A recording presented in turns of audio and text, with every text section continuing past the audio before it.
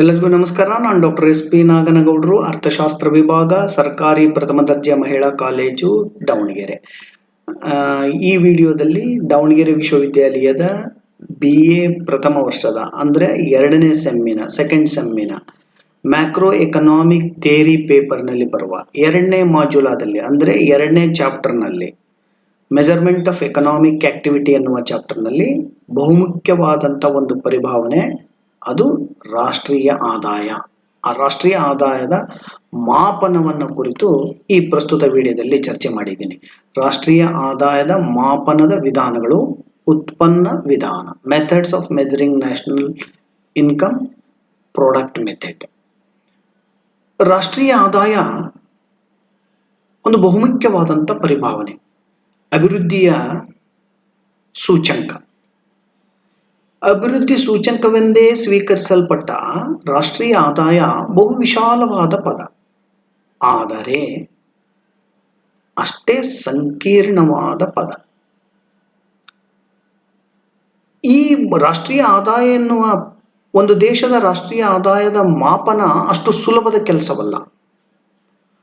ಬಹು ದಿನಗಳಿಂದಲೂ Colin clerk, ಈ ನಿಟ್ಟಿನಲ್ಲಿ ಅತ್ಯಂತ ಹೆಚ್ಚು ಕೆಲಸ ಮಾಡಿರುವಂತಹ ಸೈಮನ್ ಕುಜ್ನೆಟ್, 3ನೇ ನೊಬೆಲ್ ಪಾರಿತೋಷಕವನ್ನು ಪಡೆದಂತ ಸೈಮನ್ ಕುಜ್ನೆಟ್, ಮತ್ತು 1984ರಲ್ಲಿ ನೊಬೆಲ್ ಪಾರಿತೋಷಕವನ್ನು ಪಡೆದಂತ ರಿಚಾರ್ಡ್ ಸ್ಟೋನ್ ಬಹುಮುಖ್ಯವಾದಂಥ ಕೊಡುಗೆಯನ್ನು ನೀಡಿದ್ದಾರೆ. ಇತ್ತೀಚೆಗೆ 1993ರಲ್ಲಿ ಸಿಸ್ಟಮ್ ಆಫ್ ನ್ಯಾಷನಲ್ ಅಕೌಂಟ್ಸ್ ಎನ್ನುವಂಥ ಪದವನ್ನ ಈ ಜಾಗತಿಕ ಸಂಸ್ಥೆಗಳ ಸಲಹೆ ಮೇರೆಗೆ ಏನು ಉಪಯೋಗಿಸ್ತಾ ಬಂದಿದ್ವಿ, ವಿಶ್ವದ ಬಹುತೇಕ ರಾಷ್ಟ್ರಗಳು ಇಂದು ರಾಷ್ಟ್ರೀಯ ಆದಾಯದ ಮಾಪನದಲ್ಲಿ ತೊಡಗಿವೆ. ರಾಷ್ಟ್ರೀಯ ಆದಾಯದ ಮಾಪನದಲ್ಲಿ ತೊಡಗಿದಾಗ್ಯೂ ಸಹ ಯಾವುದೇ ಒಂದು ನಿರ್ದಿಷ್ಟವಾದ ವಿಧಾನದ ಮೂಲಕ ಅಳತೆ ಮಾಡಿ ಇದು ಸರಿ ಇದೆ ಎಂದು ಹೇಳುವುದು ಅಷ್ಟು ಸುಲಭದ ಕೆಲಸವಲ್ಲ. ಈ ನಿಟ್ಟಿನಲ್ಲಿ ಆರ್ಥಿಕ ತಜ್ಞರು ಹಲವು ವಿಧಗಳನ್ನು, ಹಲವು ಮಾಪನದ ವಿಧಾನಗಳನ್ನು ಪರಿಚಯಿಸಿದ್ದಾರೆ. ಅಂತಹದಲ್ಲಿ ಬಹುಮುಖ್ಯವಾದದ್ದು ಉತ್ಪನ್ನ ವಿಧಾನ. ಈ ರಾಷ್ಟ್ರೀಯ ಆದಾಯದ ಮಾಪನ ಮಾಡುವುದರಲ್ಲಿ ಬಹುಮುಖ್ಯವಾಗಿ 3 ವಿಧಾನಗಳಿದ್ದಾವೆ. 1 ಉತ್ಪನ್ನ ವಿಧಾನ, 2 ಆದಾಯ ವಿಧಾನ, 3 ವೆಚ್ಚದ ವಿಧಾನ. ಮೊದಲನೇದೇನಿದೆ ಉತ್ಪನ್ನ ವಿಧಾನ, ಆರ್ಥಿಕತೆಯ ಸಮಗ್ರ ವಾರ್ಷಿಕ ಉತ್ಪಾದನೆಯ ಮೌಲ್ಯವನ್ನು ತಿಳಿಸ್ತದೆ. ಆದಾಯ ವಿಧಾನ ಸಮಗ್ರ ಆದಾಯವನ್ನ ಸೂಚಿಸ್ತದೆ. ವೆಚ್ಚದ ವಿಧಾನ ಅಥವಾ ನಾನು ಖರ್ಚಿನ ವಿಧಾನ ಅಂತ ಕರಿಬಹುದು. ವೆಚ್ಚದ ವಿಧಾನ ಸಮಗ್ರ ವೆಚ್ಚವನ್ನು ಸೂಚಿಸುತ್ತದೆ. ಹೀಗೆ 3 ದೃಷ್ಟಿಕೋನಗಳು ಇದರಲ್ಲಿ ಇರುವುದು. ಇದರಲ್ಲಿ ಬಹುಮುಖ್ಯವಾದಂಥ ಉತ್ಪಾದನಾ ವಿಧಾನಕ್ಕೆ ಸೀಮಿತವಾಗಿ ಈ ಪ್ರಸ್ತುತ ವಿಡಿಯೋದಲ್ಲಿ ಚರ್ಚೆ ಮಾಡೋಣ. ನಮಗೆ ಗೊತ್ತಿರುವ ಹಾಗೆ national income flow can be weaved from the angle of production, income or expenditure. That is why 3 different methods have been developed by economists. ಈ ಉತ್ಪನ್ನ ವಿಧಾನವನ್ನು ಇನ್ವೆಂಟರಿ ಮೆಥಡ್ ಅಂತಲೂ ಕರಿತೀವಿ. ಇದನ್ನ ಸರಕು ವಿವರ ಪಟ್ಟಿಯ ವಿಧಾನ ಅಂತಲೂ ಕರಿತೀವಿ, ಅಥವಾ ಫೈನಲ್ ಪ್ರಾಡಕ್ಟ್ ಅಪ್ರೋಚ್ ಅಂತಲೂ ಕರೆದಿದ್ದೀವಿ. ಇದನ್ನ ಫೈನಲ್ ಪ್ರಾಡಕ್ಟ್ ಅಪ್ರೋಚ್. ಇನ್ನು ಬ್ಯೂರೋ ಆಫ್ ಎಕಾನಮಿಕ್ಸ್ ಇದರಲ್ಲಿ ಅಮೆರಿಕನ್ ಇದರೊಳಗೆ ಅವರು ಇದನ್ನ national income by industry origin ಅಂತಲೂ ಅವರು ಅದನ್ನು ಬಳಸಿದ್ದಾರೆ. ಹಾಗಾದರೆ ಈ ಉತ್ಪನ್ನ ವಿಧಾನ ಎಂದರೇನು? ಮಕ್ಕಳೇ, ಇದನ್ನು 2 ಮಾರ್ಕ್ಸಿಗೆ ಕೇಳ್ತಾನೆ. ಉತ್ಪನ್ನ ವಿಧಾನ ಅಂದರೆ ಏನು? ಉತ್ಪನ್ನ ವಿಧಾನವು ರಾಷ್ಟ್ರೀಯ ಆದಾಯವನ್ನ ಉತ್ಪಾದನೆಯ ದೃಷ್ಟಿಕೋನದಿಂದ ಅಳೆಯುತ್ತದೆ. ಉತ್ಪಾದನೆ ಇದರ ಬಹುಮುಖ್ಯವಾದಂಥ ದೃಷ್ಟಿಕೋನ. ಇದರ ತಿರುಳೇನು ಅಂದ್ರೆ ಉತ್ಪಾದನೆ. ಸೈಮನ್ ಕುಜ್ನೆಟ್ ಇದನ್ನ ಪ್ರಾಡಕ್ಟ್ ಸರ್ವಿಸ್ ಮೆಥಡ್ ಅಂತ ಕರೆದಿದ್ದಾರೆ. ಒಂದು ರಾಷ್ಟ್ರದಲ್ಲಿ ಒಂದು ನಿರ್ದಿಷ್ಟ ಹಣಕಾಸಿನ ವರ್ಷದಲ್ಲಿ ಉತ್ಪಾದನೆಯಾದ ಎಲ್ಲ ಅಂತಿಮ ಸರಕು ಸೇವೆಗಳ ಮಾರುಕಟ್ಟೆ ಮೌಲ್ಯವನ್ನ ಕಂಡುಹಿಡಿದಾಗ ಉತ್ಪನ್ನ ವಿಧಾನದಲ್ಲಿ ರಾಷ್ಟ್ರೀಯ ಆದಾಯ ಲಭ್ಯವಾಗುತ್ತದೆ. ಅಂದ್ರೆ ಉತ್ಪನ್ನ ವಿಧಾನದಲ್ಲಿ ದೇಶದಲ್ಲಿ ಉತ್ಪಾದನೆಯಾದಂಥ ಎಲ್ಲ ಸರಕುಗಳು, ನೋಡಿ ಶಬ್ದ, ಎಲ್ಲ ಸರಕು ಸೇವೆಗಳು, ಎಲ್ಲ ಅಂತಿಮ ಸರಕು ಸೇವೆಗಳ ಸಮಗ್ರ ಮಾರುಕಟ್ಟೆ ಮೌಲ್ಯವನ್ನ ಇದು ಈ ವಿಧಾನದ ಮೂಲಕ ರಾಷ್ಟ್ರೀಯ ಆದಾಯದ ಲೆಕ್ಕಾಚಾರವನ್ನು ಮಾಡ್ತದೆ. ಅಂದ್ರೆ ಆ ದೇಶದ ಕೃಷಿ, ಕೈಗಾರಿಕೆ, ಗಣಿಗಾರಿಕೆ ಎಲ್ಲ ಕ್ಷೇತ್ರಗಳನ್ನ, ಹಲವು ಸೆಕ್ಟರ್ಸ್ಗಳನ್ನ ಹಣದ ರೂಪದಲ್ಲಿ ಪ್ರಸ್ತುತ ಬೆಲೆಯಲ್ಲಿ ಅಳೆಯೋದು ಈ ವಿಧಾನದ ಬಹುಮುಖ್ಯವಾದಂಥ ಕಾರ್ಯ. ಇಲ್ಲಿ ಗಮನಿಸಬೇಕಾದಂಥ ಬಹುಮುಖ್ಯವಾದಂಥ ಅಂಶಗಳಿದ್ದಾವೆ. ಉತ್ಪನ್ನ ವಿಧಾನದಲ್ಲಿ ರಾಷ್ಟ್ರೀಯ ಆದಾಯವನ್ನು ಅಳೆಯುವಾಗ ಪ್ರಸ್ತುತ ಮಾರುಕಟ್ಟೆಯ ಬೆಲೆಯಲ್ಲಿ ಅವತ್ತಿನ ಆ ಚಾಲ್ತಿ ಬೆಲೆಗಳಲ್ಲಿ ಪ್ರಸ್ತುತ ಮಾರುಕಟ್ಟೆ ಬೆಲೆಗಳಲ್ಲಿ ಅವತ್ತಿರುವಂತಹ ಆಗಿನ ಬೆಲೆಗಳನ್ನು ಪರಿಗಣಿಸಿ ಅಂತಿಮ ಸರಕು ಸೇವೆಗಳ ಮೌಲ್ಯವನ್ನು ಪರಿಗಣಿಸಬೇಕು. ಬಹಳ ಎಚ್ಚರದಿಂದ ಗಮನಿಸಬೇಕಾದಂಥ ಅಂಶ ಏನಂದ್ರೆ, ದ್ವಿಗಣನೆಯನ್ನ ತಪ್ಪಿಸುವ ಉದ್ದೇಶದಿಂದ ಅಂತಿಮ ಮಾರುಕಟ್ಟೆ ಮೌಲ್ಯವನ್ನು ಪರಿಗಣಿಸಬೇಕು. ಹೌದು, ಈ ವಿಧಾನ ಬಹಳ ಸಮಂಜಸವಾದಂಥ ವಿಧಾನ. ಆದರೆ ಇಲ್ಲಿ ಬಹುದೊಡ್ಡ ತೊಡಕು ಏನು ಅಂದ್ರೆ, ಎಣಿಸುವಾಗ, ಸರಕುಗಳನ್ನು ಪರಿಶೀಲಿಸುವಾಗ, ಎಣಿಕೆ ಮಾಡುವಾಗ ದ್ವಿಗಣನೆ, ಡಬಲ್ ಕೌಂಟಿಂಗ್ ಸಾಧ್ಯತೆ ತುಂಬಾ ಹೆಚ್ಚಿದೆ.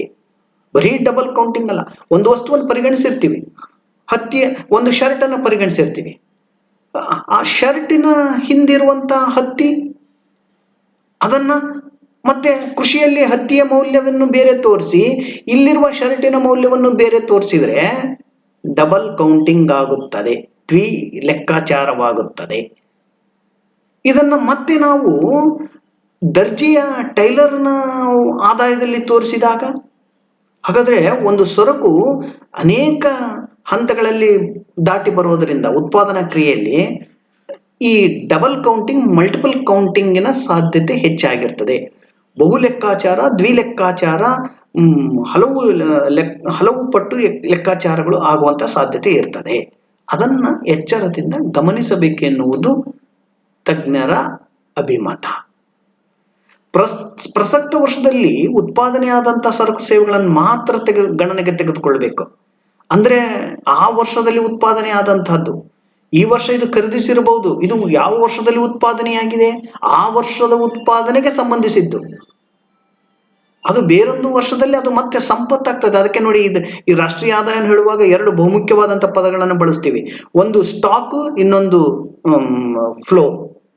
ರಾಷ್ಟ್ರೀಯ ಆದಾಯ ಎನ್ನುವುದು ಸ್ಟಾಕು, ಸಂಪತ್ತು, ಸಂಗ್ರಹ, ಇನ್ನೊಂದು ಫ್ಲೋ, ಪರಿಚಲನೆ. ಈ ಎರಡಿದವಲ್ಲ, ಇದರಲ್ಲಿ ರಾಷ್ಟ್ರೀಯ ಆದಾಯ ಪರಿಚಲನಾ ಪದ. National income is A flow concept, it is not A stock concept. ಅದು ಸಂಗ್ರಹ ಪದವಲ್ಲ, ಪರಿಚಲನಾ ಪದ. ಅದಕ್ಕೆ ಪ್ರಸಕ್ತ ವರ್ಷದಲ್ಲಿ ಉತ್ಪಾದನೆ ಆದಂತಹ ಸರಕಿನ ಮೌಲ್ಯವನ್ನು ಮಾತ್ರ ಪರಿಗಣಿಸಬೇಕು. ಸವಕಳಿ ವೆಚ್ಚವನ್ನು ಕಳಿಬೇಕು. ಯಂತ್ರಗಳು ದುರಸ್ತಿಗೆ ವೆಚ್ಚ ಮಾಡ್ತೀವಿ, ಅದನ್ನ ಕಳಿಬೇಕಾಗ್ತದೆ. ಪರೋಕ್ಷ ತೆರಿಗೆಗಳನ್ನು ಕಳೆದು ಸರಕುಗಳ ನಿಖರವಾದ ಮಾರುಕಟ್ಟೆ ಮೌಲ್ಯವನ್ನು ಪಡಿಬೇಕು. ನಿವ್ವಳ ಮೌಲ್ಯಕ್ಕೆ ನಿವ್ವಳ ರಫ್ತು ಗಳಿಕೆಯನ್ನು ಸೇರಿಸಿ ನಿವ್ವಳ ಆಮದು ಮೌಲ್ಯವನ್ನು ಕಳಿಬೇಕು. In this method, two approaches, final product approach, value added approach are adopted. ಇತ್ತೀಚೆಗೆ ಮತ್ತೊಂದು ಹೊಸ ಚರ್ಚೆ ಪ್ರಾರಂಭ ಆಯಿತು. ಈ ಉತ್ಪನ್ನ ವಿಧಾನವನ್ನ ನೋಡುವಾಗ ಮೌಲ್ಯವರ್ಧಿತನೆ, ಸಾಮಾನ್ಯವಾಗಿ ಉತ್ಪಾದನಾ ಕ್ರಿಯೆಯಲ್ಲಿ ಮೌಲ್ಯವರ್ಧನೆ ಆಗ್ತಾ ಇರ್ತದೆ, ವ್ಯಾಲ್ಯೂ ಎಡಿಷನ್ ಆಗ್ತಾ ಇರ್ತದೆ. ಹಾಗಾದ್ರೆ ಆ ವ್ಯಾಲ್ಯೂ ಎಡಿಷನ್ ಅನ್ನ ನೋಡಬೇಕು. ಅದಕ್ಕೆ ಇನ್ನೂ ಕೆಲವು ಪುಸ್ತಕಗಳಲ್ಲಿ ವ್ಯಾಲ್ಯೂ ಆಡೆಡ್ ಮೆಥಡ್ ಅಂತಲೇ ಅದನ್ನ ಸಪರೇಟ್ ಆಗಿ ಮತ್ತೊಂದು ವಿಧಾನ ಅಂತ ಹೇಳಿದ್ದಾರೆ. ಹಾಗೆ ಹೇಳೋದಕ್ಕಿಂತ ಉತ್ಪಾದನಾ ವಿಧಾನದಲ್ಲವನ್ನ ಸುಧಾರಿಸಿ ಉತ್ಪನ್ನಗಳ ಸರಕಿನ ಮೌಲ್ಯವರ್ಧನೆಯನ್ನ ಪರಿಗಣಿಸಿ ನಾವು ಆದಾಯದಲ್ಲಿ ಲೆಕ್ಕಾಚಾರ ಮಾಡಿದಾಗ ಉತ್ಪನ್ನ ವಿಧಾನ ಹೆಚ್ಚು ಸಮಂಜಸವಾಗಲಿಕ್ಕೆ ಸಾಧ್ಯವಾಗ್ತದೆ. So it is expressed in terms of GDP. ಅದು ಒಟ್ಟು ದೇಶೀಯ ಉತ್ಪನ್ನದಲ್ಲಿ ಅದು ವ್ಯಕ್ತವಾಗ್ತದೆ. ರಾಷ್ಟ್ರೀಯ ಆದಾಯವನ್ನ ಉತ್ಪನ್ನ ವಿಧಾನದಲ್ಲಿ ಅಳೆಯುವಾಗ ಈ ಮುಂದಿನ ಉತ್ಪನ್ನದ ವಿಧಾನ ಕೂಡಿಸಿ ಮಾಪನ ಮಾಡಲಾಗ್ತದೆ. Economy is divided into various sectors: agriculture, mining, manufacturing, small enterprises, commerce, transport, communication. ನೋಡಿ, ಬಹುಮುಖ್ಯವಾದದ್ದು ನಮ್ಮ ದೇಶದ್ದು ಬೆನ್ನೆಲುಬು ಅಂತ ಕರಿತೀವಿ ಕೃಷಿ ವಲಯ. ಆಧಾರ ನಮ್ದು ಕೃಷಿ ವಲಯ ಇದೆ, ಕೈಗಾರಿಕಾ ವಲಯ ಇದೆ, ವ್ಯಾಪಾರ ಇದೆ, ಸೇವಾ ವಲಯ ಇದೆ, ವಿದೇಶಿ ವ್ಯಾಪಾರದಿಂದ ಇದೆ, ವಿದೇಶದಿಂದ ಗಳಿಸಿದ ಆದಾಯವನ್ನು ಸೇರಿಸಲಾಗ್ತದೆ. ಹಾಗೆ ಆಮದು ಪಾವತಿಗಳನ್ನ ಆಮದು ನಾವು ನಾವು ತರಿಸಿಕೊಂಡಿರೋದು ನೀಡಿರುವ ಆಮದು ಪಾವತಿಗಳನ್ನ ಕಳೆಯಲಾಗುತ್ತದೆ. ಪರೋಕ್ಷ ತೆರಿಗೆ ಮತ್ತು ಸಹಾಯಧನಗಳು ಇದು ಬಹಳ ಮುಖ್ಯವಾದಂಥದ್ದು. ನಿಖರವಾದಂಥ ಸರಕುಗಳ ಮಾರುಕಟ್ಟೆ ಮೌಲ್ಯವನ್ನ ತಿಳಿಯಲು ಪರೋಕ್ಷ ತೆರಿಗೆಗಳನ್ನು ಕಳೆದ್ರೆ ನಮ್ಗೆ ಗೊತ್ತಾಗೋದು ಅದರ ನಿಖರವಾದಂಥ ಮಾರುಕಟ್ಟೆ ಮೌಲ್ಯ ಎಷ್ಟು ಅನ್ನೋದು. ಹಾಗೆ ನಿಖರವಾದ ಸರಕಿನ ಮೌಲ್ಯವನ್ನು ತಿಳಿಯಲು ಸರ್ಕಾರ ನೀಡಿದ ಸಹಾಯಧನವನ್ನು ಸೇರಿಸಬೇಕಾಗ್ತದೆ. ಅನೇಕ ಸಬ್ಸಿಡಿಯ ರೂಪದಲ್ಲಿ ಹರಿದು ಬಂದಿರ್ತದೆ, ಆ ಮೊತ್ತವನ್ನು ಸೇರಿಸಿ ನೋಡ್ಬೇಕಾಗ್ತದೆ. ಹೀಗೆ ಉತ್ಪನ್ನ ವಿಧಾನವನ್ನ ಕಾಲಕಾಲಕ್ಕೆ ಈ ರೀತಿ ಪರಿಷ್ಕರಿಸಿ ಬಂದಿರುವಂತ ಬಹುಮುಖ್ಯವಾದಂಥ ವಿಧಾನ ಇದು. ಇನ್ನು ಈ ಉತ್ಪನ್ನ ವಿಧಾನ ರಾಷ್ಟ್ರೀಯ ಆದಾಯವನ್ನ ಅಂದಾಜು ಮಾಡುವಂತ ಈ ಕೆಳಗಿನ ಈ ಸಂಕೇತಾಕ್ಷರಗಳಲ್ಲಿ ನಾವು ನೋಡ್ಬೋದು. y is equal to p minus d plus s minus t plus x minus i r minus p. y ಅನ್ನೋದು ಸಮಗ್ರ ದೇಶದ ಆದಾಯ, ಅದನ್ನು ಈಗ ಉತ್ಪನ್ನ ವಿಧಾನದ ಮೂಲಕ ಕಂಡುಹಿಡಿತಾ ಇದ್ದೀವಿ. ಪಿ ಅನ್ನೋದು ಎಲ್ಲಾ ಉತ್ಪಾದನಾ ಕ್ಷೇತ್ರದ ದೇಶೀಯ ಉತ್ಪನ್ನ. ಡಿ ವಸ್ತುಗಳು, ನಾನು ಅವಾಗಲೇ ಹೇಳಿದೆ, ವಸ್ತುಗಳನ್ನು ಉತ್ಪಾದನೆ ಮಾಡುವಾಗ ಯಂತ್ರಗಳು ಸವಕಳಿ ಆಗ್ತವೆ, ದುರಸ್ತಿ ಮಾಡಬೇಕಾಗ್ತದೆ. ಆ ದುರಸ್ತಿ ವೆಚ್ಚ ಸವಕಳಿ ವೆಚ್ಚ. ಆ ಸವಕಳಿ ವೆಚ್ಚವನ್ನು ಕಳಿಬೇಕಾಗ್ತದೆ, ಯಾಕಂದ್ರೆ ಅದು ಈ ವರ್ಷದ ಆದಾಯದಲ್ಲಿ ಬರುವಂತ ವೆಚ್ಚ. ಅದನ್ನು ಕಳೆದಾಗ ನಮಗೆ ನಂತರ ಸಹಾಯಧನ ಮೈನಸ್ ಪರೋಕ್ಷ ತೆರಿಗೆಗಳು, ಇಂಡೈರೆಕ್ಟ್ ಟ್ಯಾಕ್ಸಸ್, ಎಕ್ಸ್ ಆಮದು ಮತ್ತು ಐ ಇಂಪೋರ್ಟ್, ಎಕ್ಸ್ ರಫ್ತು, ಐ ಆಮದು, ಆರ್ ವಿದೇಶದಿಂದ ಬರುವಂತ ಆದಾಯವನ್ನ, ವಿದೇಶಿಗಳಿಂದ ಮಾಡುವ ಪಾವತಿಯನ್ನ, ಪಿ ವಿದೇಶಿಗಳಿಗೆ ಮಾಡುವ ಪಾವತಿಯನ್ನು ಸೂಚಿಸ್ತದೆ. ಉತ್ಪನ್ನ ವಿಧಾನದಲ್ಲಿ ರಾಷ್ಟ್ರೀಯ ಆದಾಯವನ್ನ ವಿವಿಧ ಕ್ಷೇತ್ರಗಳಲ್ಲಿ ಉತ್ಪಾದನೆಯಾದಂಥ ಸರಕು ಮತ್ತು ಸೇವೆಗಳನ್ನು ಅಂದಾಜು ಮಾಡಿ ಅವುಗಳಿಗೆ ಒಂದು ಮೌಲ್ಯ ನೀಡಿ ಮಾಪನ ಮಾಡಲಾಗುವುದರಿಂದ ವಿವಿಧ ಉತ್ಪಾದನಾ ವಲಯಗಳ ಕೊಡುಗೆ ಸ್ಪಷ್ಟವಾಗಿ ಗೋಚರಿಸುತ್ತದೆ. ಇನ್ನು ಈ ವಿಧಾನಕ್ಕೆ ಮಿತಿಗಳಿದ್ದಾವೆ. ರಾಷ್ಟ್ರೀಯ ವರಮಾನದ ಲೆಕ್ಕಾಚಾರ ಮಾಡುವಾಗ ಸರಕುಗಳ ಮೌಲ್ಯವನ್ನು ಸುಲಭವಾಗಿ ಕಂಡುಹಿಡಿಯಬಹುದು, ಆದರೆ ಸೇವೆಗಳ ಮೌಲ್ಯ ಇಂತಿಷ್ಟೇ ಎಂದು ಅಳೆಯುವುದು ತುಂಬಾ ಕಷ್ಟಕರ. ಹಾಗಾಗಿ ಉತ್ಪನ್ನ ವಿಧಾನದಲ್ಲಿ ಇದರ ದೃಷ್ಟಿ ಇರೋದು ಉತ್ಪಾದನೆಯ ಮೇಲೆ. ಸೇವೆ ಉತ್ಪಾದನೆಯ ಸ್ಥಾನದಲ್ಲಿ ಬರೋದಿಲ್ಲ, ಯಾಕಂದ್ರೆ ಅದು ಸೇವೆ ಭೌತಿಕವಾಗಿ ಏನನ್ನು ನೀಡೋದಿಲ್ಲ. ವೈದ್ಯನ ಸೇವೆ ಇವತ್ತಿನ ಸಂದರ್ಭದಲ್ಲಿ ವೈದ್ಯನ ಸೇವೆ ಅಗಾಧವಾದದ್ದು.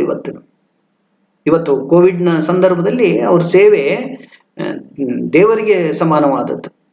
ಅಷ್ಟು ಅದನ್ನು ಇವತ್ತು ನಾವು ಗೌರವದಿಂದ ನೋಡ್ತಾ ಇದ್ದೀವಿ. ಆ ಸೇವೆಯ ಬೆಲೆಯನ್ನ ಈ ಉತ್ಪನ್ನ ವಿಧಾನದಲ್ಲಿ ಹಿಡಿದಿಡಲು ಸಾಧ್ಯವೇ ಎನ್ನುವಂತ ಪ್ರಶ್ನೆ ಸಹಜವಾಗಿ ಹೇಳ್ತದೆ.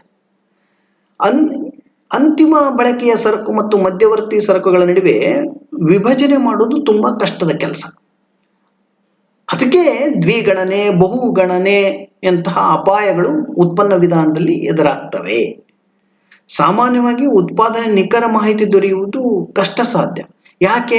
ಬಹುಪಾಲು ಅನಕ್ಷರತೆ ನಮ್ಮಲ್ಲಿ ಹೆಚ್ಚಾಗಿದೆ, ಅಂಕೆ ಸಂಖ್ಯೆಗಳು ದೊರೆಯೋದಿಲ್ಲ. ಹಾಗಾಗಿ ಇದು ಈ ವಿಧಾನದ ಬಹುಮುಖ್ಯವಾದಂಥ ದೋಷಗಳಿವೆ. The greatest difficulty in measuring national income in under developed economics is with regard to the non availability of adequate statistics. ಅದೇ ಅಂಕೆ ಸಂಖ್ಯೆಯ ಕೊರತೆ ಇದೆ ಅಂತ ನಾನು ಹೇಳ್ತಾ ಇದ್ದೆ.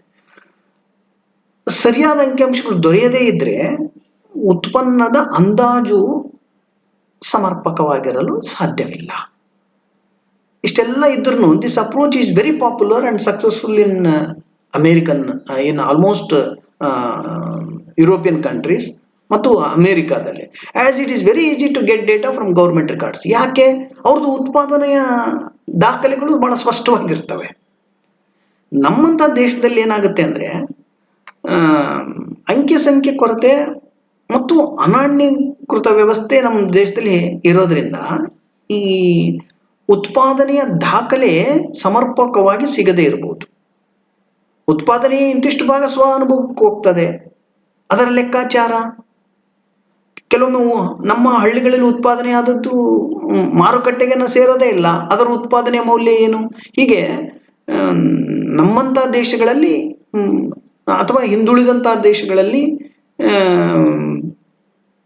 ಅಂಕಿ ಸಂಖ್ಯೆ ಅಥವಾ ಅನಾಣ್ಯೀಕೃತ ವ್ಯವಸ್ಥೆ, ನಾನ್ ಮೊನಿಟೈಸ್ಡ್ ಸೆಕ್ಟರ್ ಇರೋದ್ರಿಂದ ಈ ವಿಧಾನ ಅಷ್ಟು ಸಮರ್ಪಕವಾದಂಥ ಅಂದಾಜನ್ನ ನೀಡದೇ ಇರಬಹುದು ಎನ್ನುವ ಸಂಶಯವನ್ನ ತಜ್ಞರು ವ್ಯಕ್ತಪಡಿಸಿದ್ದಾರೆ.